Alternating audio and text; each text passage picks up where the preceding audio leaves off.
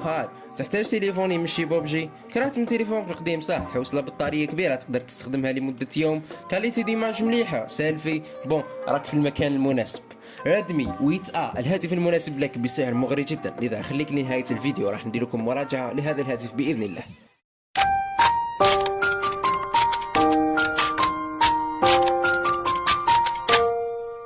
السلام عليكم ورحمة الله تعالى وبركاته. معكم سامي من قناة دراغون. رجعت لكم بفيديو جديد. قبل ما نبداو بارطاجي فيديو مع اصحابك ودعمونا به نقدروا نكملوا. هيا خلونا نطغاو.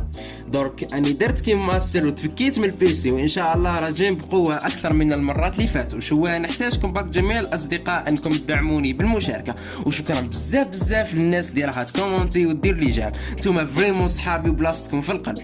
بون طولت عليكم شوية على بالي، ما خلينا ندخلوا في صلب الموضوع وندخلوا في الفيديو تاعنا. بون راح نفتح علبة الجهاز. عندنا الهاتف نحطه جانبا، عندنا لهنا شاحن 18 امبير، كابل شاحن تايب سي. نرجع الى الهاتف كما تشوفوا، هذا هو الهاتف، نحيو ونلاصق هذا من الخلف. عندنا تصميم جذاب جدا، خط فينا المنتصف تاعو، كاميرا وشاشة بالنوتش، سبيكر، منفذ الشحن ومنفذ السماعات. مسكة الهاتف مريحة جدا. نذهب إلى مواصفات الهاتف. عندنا كاميرا خلفية 12 ميجا بكسل مع فتحة ملتقط الضوء كبيرة من سوني 1.8 ملي، زائد ذكاء اصطناعي يدعم الجوجل لاس. كاميرا سيلفي مميزة جدا 8 ميجا بكسل.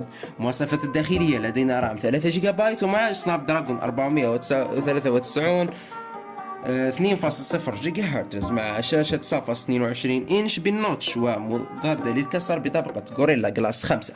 عيوب الجهاز عدم وجود البصمة، ولكن يعوضها الفيس انلوك الفعال جدا والسريع. المهم نخليكم مع بنش مارك لعبة ببجي.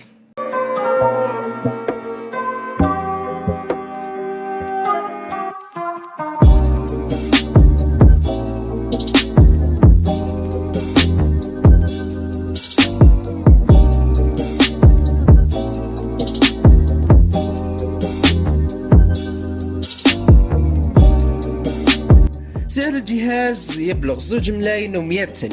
إذا عندك صديق يبحث عن الجهاز بثمن رخيص لجميع الاستخدامات، شارك معه الفيديو وشارك الفيديو مع أصدقائك ودعموني على المجهودات اللي نقدمها لكم. ما تنسوش الاشتراك بالقناة وضغط على زر اللايك. وحيا بيس.